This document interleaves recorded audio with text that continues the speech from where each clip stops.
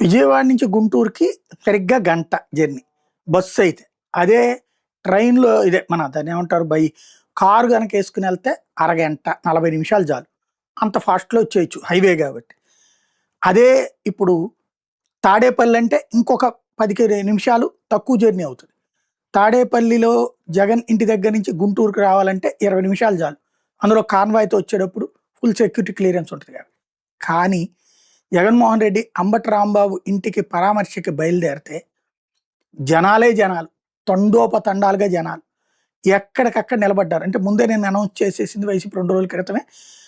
ఇవాళేమో జగన్మోహన్ రెడ్డి తాడేపల్లి దగ్గర నుంచి అంబటి రాంబాబు ఇంటికి గుంటూరుకి వెళ్తాడని, అట్లాగే రేపేమో రాయలసీమ ఎత్తిపోతల పథకం దగ్గరికి పోతిరెడ్డిపాడు దగ్గరికి అటు వెళ్తాడని, ఎల్లుండేమో జోగి రమేష్ ఇంటి దగ్గరికి ఇబ్రహీంపట్నం వెళ్తాడని. దాంతో ఆయా ప్రాంతాల కార్యకర్తలు మొబిలైజ్ అయిపోతున్నారు. ఇవాళ తాడేపల్లి దగ్గర నుంచి నాగార్జున యూనివర్సిటీ దగ్గరికి రావడానికే దాదాపు 1 అవర్ పట్టింది.